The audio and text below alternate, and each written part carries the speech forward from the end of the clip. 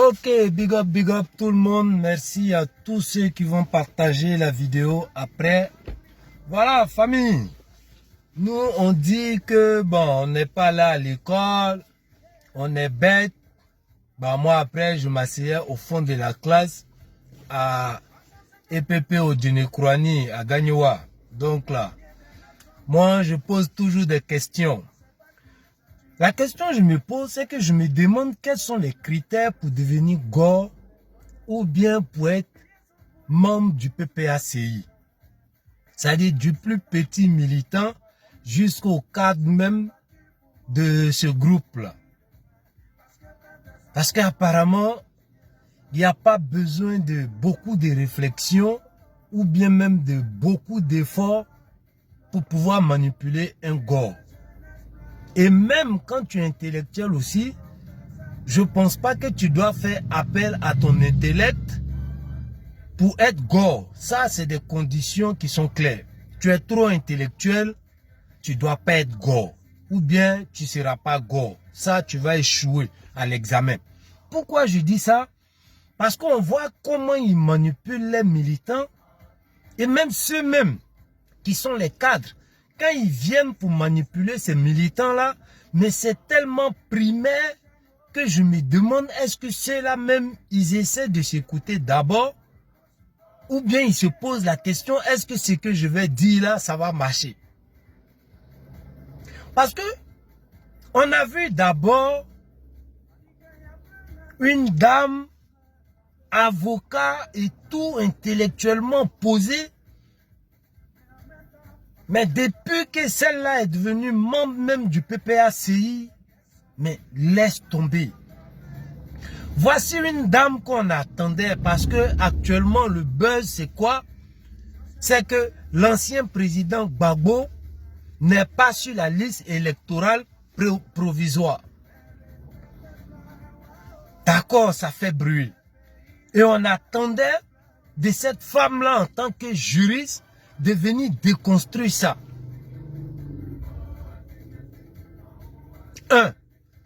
Est-ce que avec une décision pénale, on refuse de faire des recours jusqu'en cour de cassation, mais on saute parce qu'on est toujours dans les marmailles, dans la manipulation. On saute la Côte d'Ivoire, on va jusqu'à dans un pays africain là-bas pour aller créer un soi-disant truc là-bas, scénario de jugement là-bas. Et là-bas, on sort avec une décision. Oui, la Cour africaine des droits de l'homme ordonne à la Côte d'Ivoire de réintégrer M. Laurent Gbagbo dans ses droits. D'après eux-mêmes, là-bas, ça a été un jugement civil. Mais ce qui a fait que le monsieur perd ses droits civiques, est-ce que la Cour africaine des droits de l'homme a pris connaissance de ça? Et si elle a pris connaissance de ça, est-ce que les décisions viennent nous dire comme ça qu'il n'y a pas eu des trucs, des cases par rapport au jugement même qui a fait que le monsieur a perdu ses droits? Moi, je pose des questions, hein, parce que moi, je m'asseyais au fond de la classe. Et comme on ne partait pas trop à l'école là, donc on essaie de venir demander aux intellectuels du PPACI. Peut-être ces questions-là vont permettre à d'autres militants PPACI de comprendre ou bien de réfléchir autrement. Donc, voici des questions que je me pose. On va à la Cour africaine des droits de l'homme. Et là-bas, on sort avec une décision. Encore si cette cour-là même se faisait respecter, cette cour-là allait prendre connaissance d'abord du pourquoi le monsieur a perdu ses droits civiques. À partir de quelle condamnation et dans quel problème ce monsieur-là a été jugé pour qu'il puisse perdre, après sanction des trucs de la justice, pour qu'il puisse perdre ses droits civiques. Et en fonction de ça, eux maintenant, ils vont faire un truc, un jugement pour dire remettez le monsieur dans ses droits civiques. Mais on attendait Abiba sur ça. Bon, comme je vous ai dit, hein, quand tu deviens PPACI, tu préfères venir te ridiculiser devant le monde. Où tu mets l'intellect même à côté, tu mets la dignité à côté et tu préfères te taper la honte parce que pour eux, la politique, c'est le meilleur raccourci pour se faire de l'argent. Donc en ce moment, on ne parle plus de morale, on ne parle plus d'intellect. Il faut juste exister sur la scène politique pour justifier sa présence en politique et puis avoir ce qui nous revient des droits en tant que des hommes politiques. Voici des questions, moi je me pose. Hein. Maintenant, on continue sur les séries de questions. Voici une dame encore qu'on attendait, qui déjà même a fui le rendez-vous ou bien l'invitation d'une chaîne télévisée qui est beaucoup suivie aujourd'hui par ces débats organisés, où celle-là même devrait encore venir déconstruire pas mal de choses pour mettre ses militants en confiance. Mais c'est la montagne qui accouche une souris. Pourquoi M. Gbagbo n'est pas sur la liste électorale? Vos militants veulent comprendre ça. Mais avant d'être sur la liste électorale, vos militants posent beaucoup de questions sur Internet. Oui, M. Gbagbo n'est pas sur la liste électorale. À leur grande surprise, ils disent encore oui, mais comment ça se fait que quelqu'un qui a perdu ses droits civiques peut créer un parti? Et comme ils ne posent pas de questions, fallait que nous encore on vienne les dire, voilà sur le récépissé du PPACI, M. Laurent Gbagbo n'a pas son nom dessus. Et quand vous partez sur Wikipédia, M. Laurent Gbagbo n'a même pas de statut dans le truc, dans la décomposition, même dans la composition du PPACI. On voit juste chargé de communication, bien chargé de sécurité de M. Laurent Gbagbo. Mais M. Laurent Gbagbo a tout ça là en tant que qui dans le parti, c'est même pas situé. C'est nous encore, on doit venir dire ça à vos militants. Alors qu'eux, ils se promènent, ouais, mais comment ça se fait que le monsieur, il a perdu ses droits civiques et puis en même temps, on lui donne l'occasion de créer un parti politique. C'est sur ça on attendait Abiba pour venir dire comment ça se fait que le monsieur a perdu ses droits civiques, mais il a pu créer un parti politique. Vos militants veulent comprendre ça. Voici des trucs où vous devrez venir éclairer la lanterne de vos militants. Mais c'est nous encore, on va faire ce travail-là pour vous.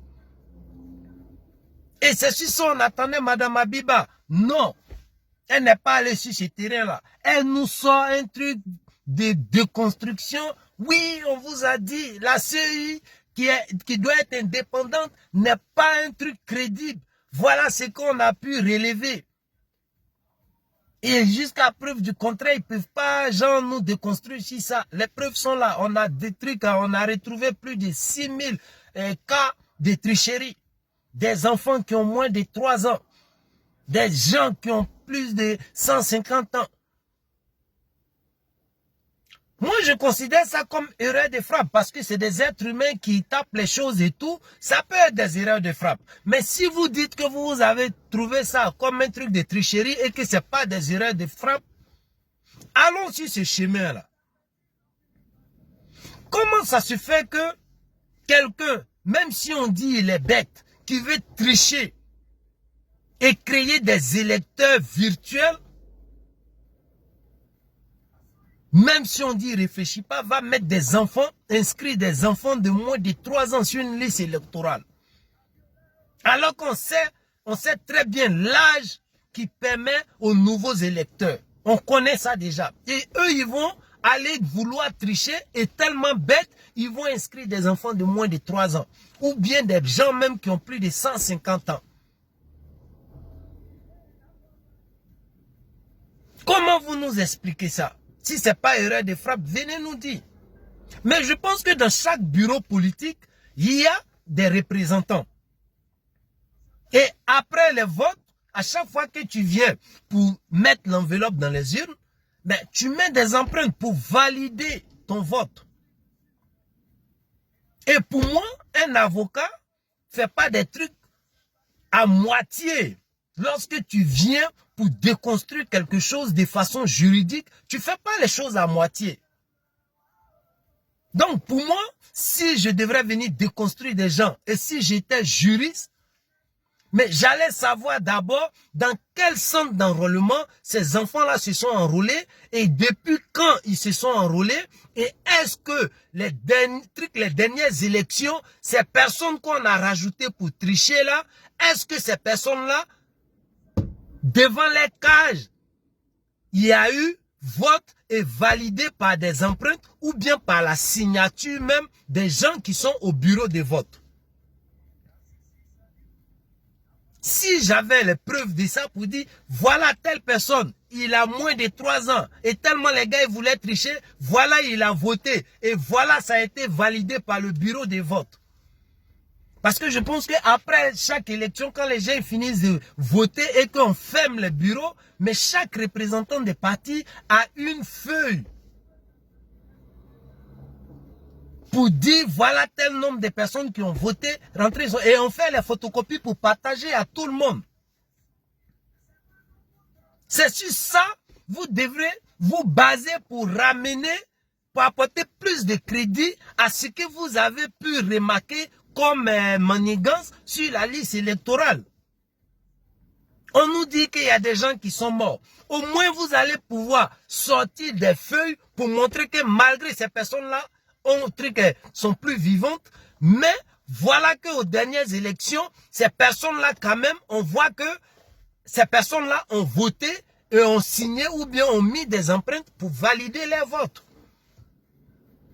Pour moi, un avocat qui veut venir déconstruire et qui ne fait pas les choses à moitié, c'est ce que j'allais faire. Ah, il y a Tefut qui est, voilà, qui n'a pas l'âge de voter, mais tellement les gars ils voulaient tricher, voilà, Tefut qui n'a pas l'âge de voter, il a voté, voici sa signature ou bien voici ses empreintes pour montrer que son truc, le vote a été validé et ça a été fait dans tel bureau. Là, je ne fais pas les choses à moitié. Et je pense que c'est comme ça un juriste doit aller jusqu'au fond pour pouvoir clouer le bec de ses adversaires. Mais on ne vient pas nous dire, oui, il y a eu 6000 cas qu'on a pu relever, des gens qui sont décédés, des gens qui n'ont pas l'âge, des gens qui ont 150 ans.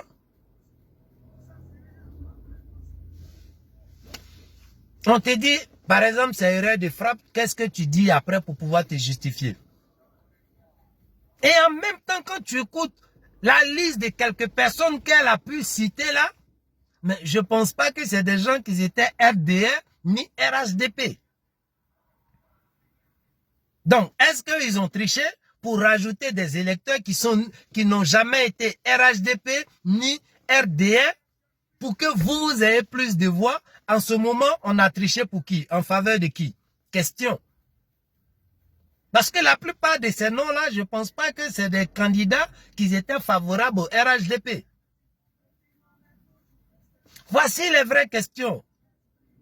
Mais comme au PPACI ou bien quand tu es gars, il n'y a pas besoin de réflexion. Bon, on peut apporter tout ça là aux militants et les faire avaler tout ça là parce qu'on sait que c'est des gens qui ne posent pas de questions. On les donne tout ce qui est comme comprimé, même si ce n'est pas voilà, le remède à leur truc, à leur douleur. Bah, on sait qu'ils vont avaler parce que eux, c'est des gens qui avalent tout ce qu'on les donne. Du moment où tu es cadre de leur parti politique, alors tu deviens Dieu et ta parole devient parole d'évangile. Mais c'est sur ça on attendait Madame Mabiba. Malheureusement, ça ne fait pas partie des critères de Go et ce qu'elle a fait, c'est ça même un Go. On vient, on fait trop de bruit pour venir raconter du n'importe quoi après. Et ce qui m'étonne encore, une juriste qui, en tant que juriste, est présidente d'un groupe de miliciens. Parce que jamais ça a existé dans l'histoire de la Côte d'Ivoire où chaque parti doit faire un petit groupe en dehors même des représentants qui seront dans les bureaux de vote. Chacun doit faire un petit groupe d'autodéfense pour dire c'est lui l'antifraude. Juridiquement, Madame Abiba, est-ce que vous êtes d'accord avec ça? Mais il n'y a qu'un cadre du PPACI qui parfois oublie même ses fonctions tellement ils n'aiment pas la contradiction. Bizarrement, ils n'ont pas pris quelqu'un d'autre. C'est une dame même qui est dans la jury, qui est dans la justice, qui est dans le droit.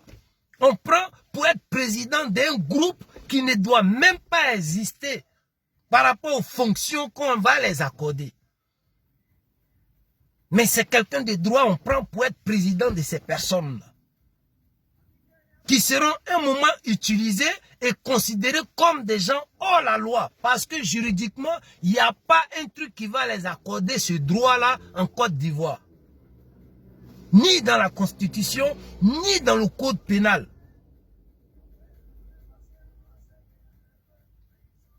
Et c'est celle-là qui est homme, qui est femme de droit. C'est celle-là qui est avocat. Juridiquement, c'est celle-là qui est posée. Mais en tant que PPACI, on doit rien mettre en cause. On ne doit plus faire appel à son intellect. Et c'est ça qui marche au PPACI. Voilà pourquoi je me pose la question. C'est quoi les critères pour être gore ou bien pour être au PPACI? Et ces temps-ci-là, il y a un autre aussi qui s'est montré. Lui, c'est quoi? Il y a un monsieur qui est noir. On dit non, lui, c'est pas un Ivoirien, c'est un étranger. Et à cause de la haine, le père de ce monsieur-là même avait pris des mesures tellement il voulait faire mal à l'autre que son fils même ne pouvait pas faire la politique. Et celui qui est étranger là vient, par la grâce de Dieu, arrive à devenir président. Et lui, il change les choses, ce qui fait que le monsieur haineux qui avait mis tout en place pour caler quelqu'un, quitte à faire même du tort à son fils, grâce à celui qu'on traitait d'étranger, lui, il arrive à faire la politique maintenant.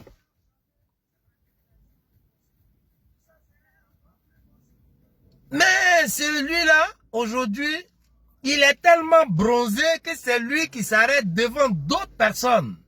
Parce que la partie là, c'est partie du peuple, truc des panafricains. Mais des panafricains qui voient peut-être un autre frère noir de peau comme eux, ils vont lui les traiter d'étrangers.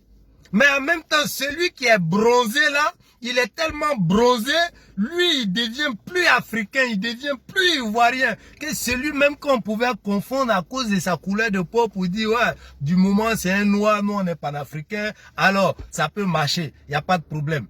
Mais non, lui on dit, lui il est étranger, lui il est ennemi de la Côte d'Ivoire. Mais c'est celui qui est bronzé là, qu'on confond tellement un truc à la couleur noire même. C'est lui qui vient nous rappeler aussi. Non!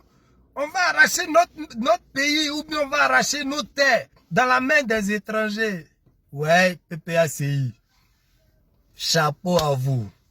Jusqu'à d'autres même, ils vont même plus se mirer pour regarder leur peau, pour dire est-ce que ce que je dis là, je suis pas en train de me ridiculiser. Et ils s'oublient. Peut-être qu'il n'y a pas miroir chez eux. C'est eux maintenant qui deviennent des vrais enfants de la Côte d'Ivoire et qui veulent arracher la terre aux étrangers. Bravo PPACI. Bon, c'était des questions d'un petit Djoula qui s'asseyait au fond de la classe. Hein. Nous, on pose questions pour comprendre parce qu'on n'est pas trop intelligent. Donc, famille, partagez la vidéo et j'espère qu'Abiba va pouvoir au moins apporter des réponses à ma question. Ça pourra servir et à ses militants s'ils ne veulent pas poser des questions, mais au moins nous on a posé des questions et peut-être que ça sera utile à ces militants pour pouvoir comprendre beaucoup de choses. Donc famille, on est ensemble. Ciao, ciao.